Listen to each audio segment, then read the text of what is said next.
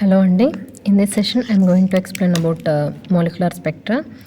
So atomic spectra vachesi it is a line spectra, so which is originated from atoms, and molecular spectra is a band spectra and originated from molecules. So band spectra also known as fluted spectra. So total energy of a diatomic molecule can be arise in three modes. First one is rotational energy, which is ER, vibrational energy EV, electronic energy EE. So that ER is less than EV is less than EE. Okay, so electronic energy అనేది అన్నింటికంటే highest energy. The band spectrum may be divided into three distinct classes. So total band spectrum three classes divide cheste. First one is pure rotational spectra, rotational vibrational spectra and electronic spectra.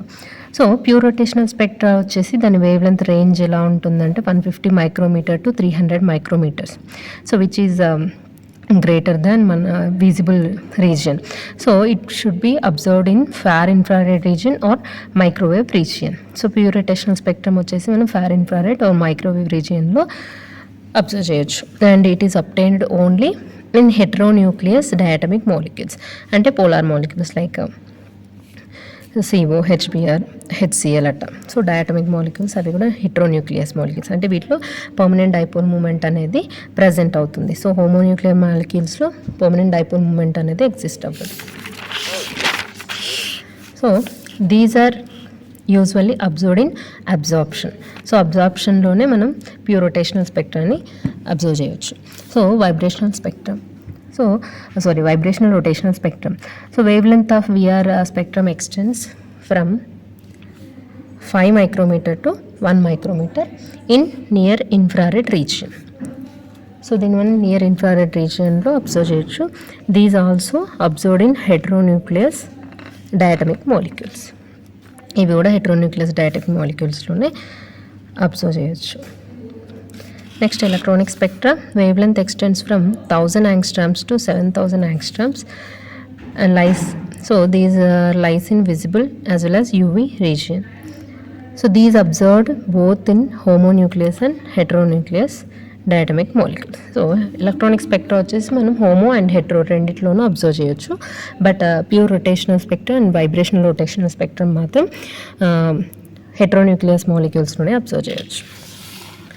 ఇప్పుడు కొంచెం బ్రీఫ్గా explain చేసుకుంటే pure rotational spectra. So it is given by polar molecules. Polar మాలిక్యూల్స్ని మనం heteronuclear molecules అని కూడా అంటాం. So ఏంటి examples? HCl, HBr, CO. So observed as absorption spectra. So absorption spectra లానే అబ్జర్వ్ చేయొచ్చు ఎమిషన్ అనేది. దాంట్లో మనం ప్యూర్ రొటేషనల్ స్పెక్ట్రా అబ్జర్వ్ చేయలేం. Next very important rotational energy. So energy terms ఏంటి? Is equal to h²/2y into J into J+1, where J is rotational quantum number and J values are 0, 1, 2, 3 and so on. Next, selection rules. Delta J is equal to plus or minus 1. Okay. Next, and here I is equal to mu r square. Moment of inertia equal to mu r square, where mu is reduced mass. So ఇక్కడ మనం diatomic molecule తీసుకున్నాం కదా. So diatomic molecule ఇక్కడ ఒక 2 molecules consider చేస్తున్నాం and they are fixed with some weightless rod అనుకుంటే దాని మధ్య డిస్టెన్స్ ఎంత r, so that I is equal to mu r square. So rotational energy levels are, so actually is equal to h²/2y J into J+1. h cross అంటే ఏంది? h/2π కదా. So దాన్ని substitute చేసుకుంటే is is equal to h²/8π² J into J+1. So ఇది ఎట్లా వచ్చింది? Equal to L²/I. Okay, is equal to half I omega square rotational kinetic energy. But omega L equal to I omega నుంచి omega equal to L/I. Okay, 2.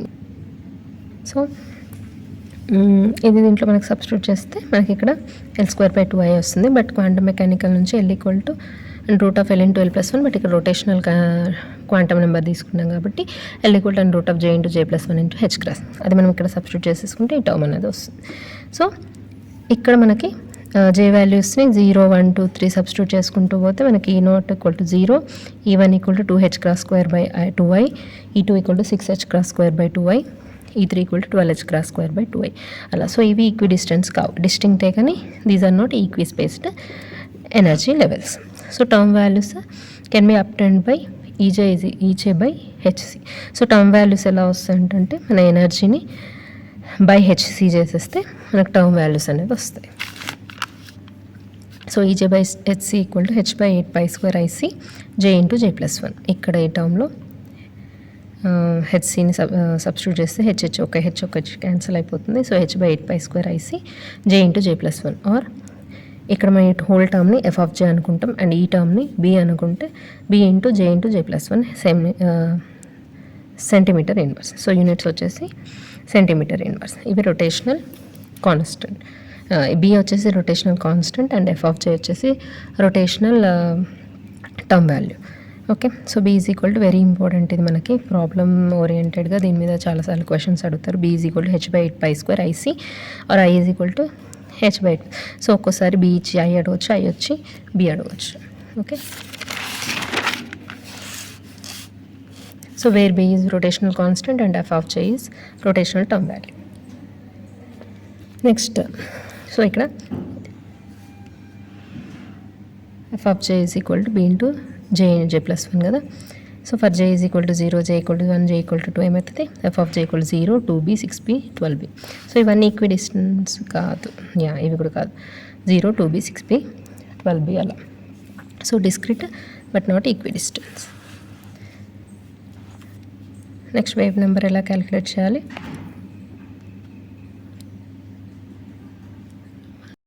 So these are discrete. Next, the wave number of photon observed. So wave number ఎలా వస్తుందంటే F of J+1 minus F of J. Term values ఉన్నాయి కదా, 2 term values. So J నుంచి J+1కి transition అయినప్పుడు F of J+1 minus F of J is equal to, ఇప్పుడు మనకి F of J value ఏంటి? B J into J+1. So F of J+1 అంటే J ప్లస్లో J+1 సబ్స్టిట్యూట్ చేస్తుంది. సో అప్పుడు B into J+1 into J+2 minus bj into J+1. If we simplify, we will get 2b into J+1. Okay. So in absorption spectrum, lines are correct. So j equal to 0, if j equal to 0, 2b. At j equal to 1, 4b.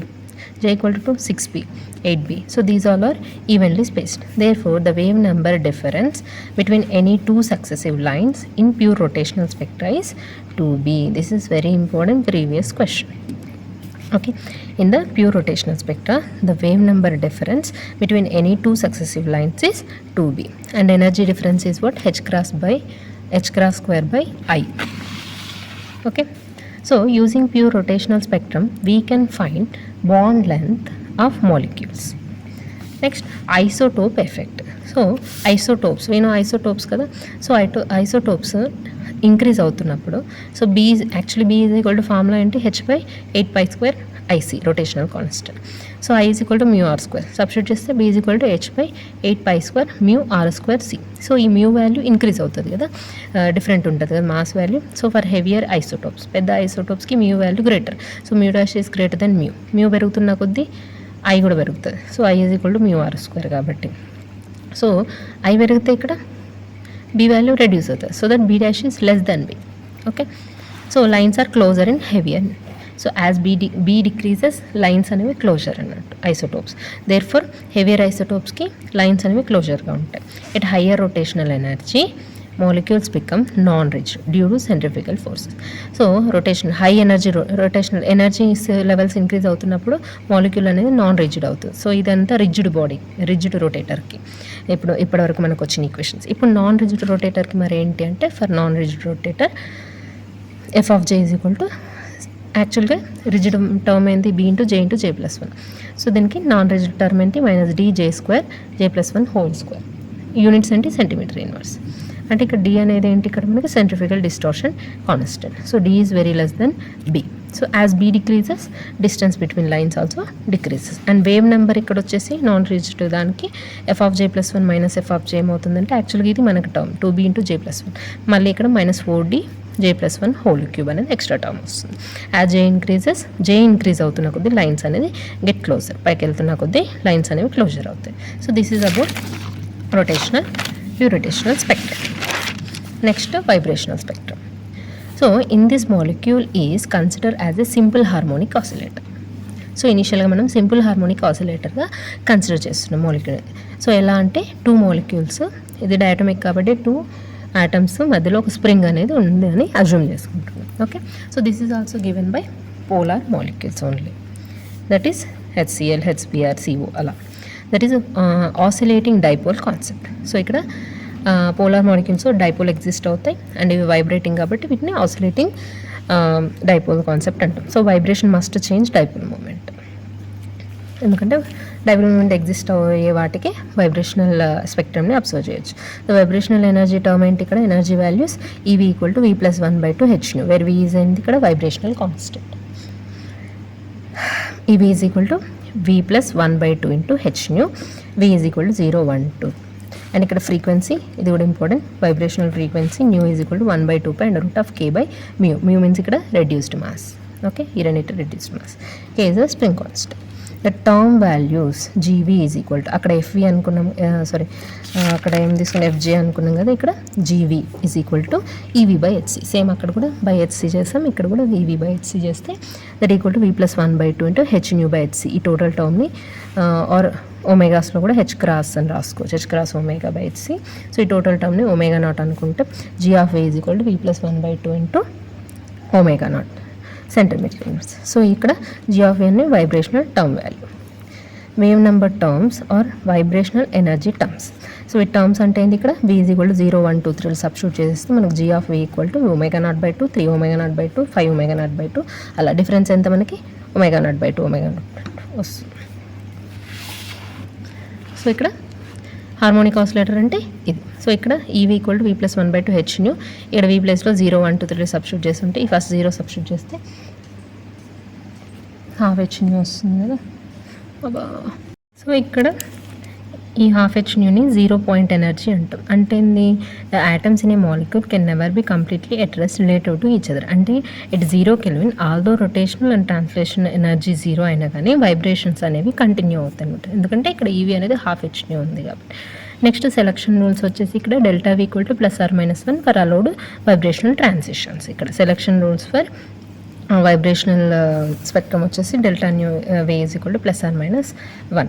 ఇక్కడ rotational quantum number. Since vibrational levels are equally spaced, ఇక్కడ మనకి ఇక్కడ చూస్తే మనకి ఈ formula నుంచి EV = V + 1/2 hν కదా. ఇక్కడ V = 0 దగ్గర ½ hν, నెక్స్ట్ V = 1 దగ్గర 3/2 hν, 5/2 hν, 7/2 hν, 9/2 hν. So ఇలా చూస్తే మనకు అన్ని స్పేస్ వచ్చేసి hν వస్తుంది. సో ఇవన్నీ equispaced. So since vibrational levels are equally spaced, any transition between 2 neighbouring vibrational levels correspond to same energy change. So energy change ఎంత hν, ప్రతిదానికి hν మన అంటే. సో ట్రాన్సిషన్ ఒక లెవెల్ నుంచి ఇంకో లెవెల్ జంప్ అయినప్పుడు hν energy అనేది emit అవుతుంది. సో ప్రతి ఫోటాన్కి మనకి hν ఎనర్జీ ఫోటాన్ ఎమిట్ అవుతుంది కాబట్టి only 1 absorption line can be observed. So మనకు ఒకటే లైన్ అనేది అబ్జర్వ్ అవుతుంది. అంటే therefore the wave number of photon, ఈ ఫోటాన్ వేవ్ నెంబర్ ఎంత, ν bar = G × ν + 1 - GV. So ν + 3/2 or V + 3/2 ω0 - V + 1/2 ω0. So difference ఎంత ω0. సో ω0 దగ్గర మనకి only single line should come at ω0 centimetre inverse. కాకపోతే ప్రాక్టికల్గా ఇక్కడ మనకి ఒక్క లైన్ అనేది అబ్జర్వ్ చేయట్లేము, but the observed spectrum is as shown. So ఇక్కడ ఫండమెంటల్ బాండ్, దీంతో పాటు ఓవర్ టోన్స్ అనేవి ఫామ్ అవుతున్నాయి. So not behaving like a harmonic oscillator. So ఇక్కడ ఒక లైన్ ఎందుకు రావట్లేదు, ఎన్ని లైన్స్ ఎందుకు వస్తున్నాయంటే ఓన్లీ వైబ్రేషనల్ స్పెక్ట్రమ్ అనేది నాట్ పాసిబుల్. సో ఎందుకంటే వైబ్రేషనల్ లెవెల్లో మళ్ళీ మనకి రొటేషనల్ లెవెల్స్ అనేవి ఉంటాయి అన్నట్టు. ఈచ్ వైబ్రేషనల్ లెవెల్ మధ్యలో రొటేషనల్ లెవెల్స్ అనేవి ఉంటాయి.